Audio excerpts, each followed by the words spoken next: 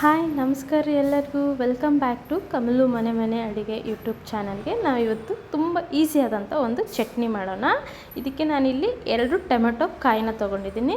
ಇದನ್ನು ಈ ಥರ ಹೆಚ್ಕೊಂಡು ಸ್ವಲ್ಪ ಫ್ರೈ ಮಾಡ್ಕೋಬೇಕು. ಈ ರೀತಿ ಇನ್ನು ಚೆನ್ನಾಗಿ ಮೆತ್ತಗಾಗೋವರೆಗೂ ಇದನ್ನ ಹುರ್ಕೊಂಬಿಡೋಣ. ಈಗ ಹುರ್ಕೊಂಡಾದ್ಮೇಲೆ ಇದನ್ನ ಒಂದು ಸಪ್ರೇಟಾಗಿ ಪ್ಲೇಟಿಗೆ ಹಾಕ್ಕೊಳ್ಳೋಣ. ಇಲ್ಲಿ ಒಂದು ಈರುಳ್ಳಿನ ಉದ್ದಕ್ಕೆ ಹೆಚ್ಕೊಂಡು ಇದನ್ನು ಕೂಡ ಸ್ವಲ್ಪ ಫ್ರೈ ಮಾಡ್ಕೊಳ್ಳೋಣ. ಇದನ್ನು ಕೂಡ ಫ್ರೈ ಆದಮೇಲೆ ಇದನ್ನು ಕೂಡ ಒಂದು ಸಪ್ರೇಟ್ ಪ್ಲೇಟಿಗೆ ತಗೊಂಬಿಡೋಣ. ಈಗ ನಾನಿಲ್ಲಿ ಒಂದಿಷ್ಟು ಹಸಿಮೆಣ್ಸಿನ್ಕಾಯಿ ಹಾಕ್ತಾಯಿದ್ದೀನಿ. ಇದು ಖಾರ ಕಡಿಮೆ ಇರೋದಕ್ಕೆ ನಾನು ಇಲ್ಲಿ ಸ್ವಲ್ಪ ಜಾಸ್ತಿ ಹಾಕಿದ್ದೀನಿ. ನೀವು ಖಾರ ಜಾಸ್ತಿ ಇತ್ತಂದರೆ ಒಂದು 5-6 ಹಾಕಿದ್ರೆ ಸಾಕು. ಇದನ್ನು ಕೂಡ ಫ್ರೈ ಮಾಡಿಕೊಂಡು ತಗೊಂಬಿಡೋಣ.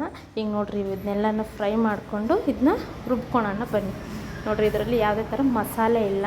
ಸೊ ಈಗ ಒಂದು ಕಪ್ಪಷ್ಟು ಶೇಂಗಾ ಹಾಕ್ಕೊಂಡು ಅದಕ್ಕೆ ಒಂದು ಬೆಳ್ಳುಳ್ಳಿನ ಹಾಕ್ಕೊಳ್ಳೋಣ ಸಿಪ್ಪೆ ಸುಲಿದು. ಅದಕ್ಕೆ ಒಂದು ಸ್ವಲ್ಪ ಉಪ್ಪು ಹಾಕ್ಕೊಂಡು ಸ್ವಲ್ಪ ತರಿಯಾಗಿ ಮಿಕ್ಸಿಂಗ್ ಮಾಡ್ಕೊಬಿಡೋಣ. ಇದನ್ನ ಮಿಕ್ಸಿಗೆ ಹಾಕ್ಕೊಂಡಾದ್ಮೇಲೆ ಇಲ್ಲೊಂದು ಸ್ವಲ್ಪ ಕರಿಬೇವು, ಆಮೇಲೆ ಹಸಿಮೆಣ್ಸಿನ್ಕಾಯಿನ ಮತ್ತು ಈರುಳ್ಳಿನ ಇವೆರಡನ್ನೂ ಹಾಕ್ಕೊಂಡು ಸ್ವಲ್ಪ ರುಬ್ಕೊಂಬಿಡೋಣ. ಅಂದರೆ ತರಿಯಾಗಿ ಸ್ವಲ್ಪ ರುಬ್ಕೊಂಡು ಅದಾದಮೇಲೆ ಟೊಮೆಟೊ ಕಾಯಿನ ಹಾಕ್ಕೊಳ್ಳೋಣ. ಟೊಮೆಟೊ ಕಾಯಿ ಹಾಕ್ಕೊಂಡು ಇದನ್ನು ಕೂಡ ತರಿಯಾಗಿ ರುಬ್ಕೊಂಡು ಹಾಕ್ಕೊಳ್ಳೋಣ ಬನ್ನಿ.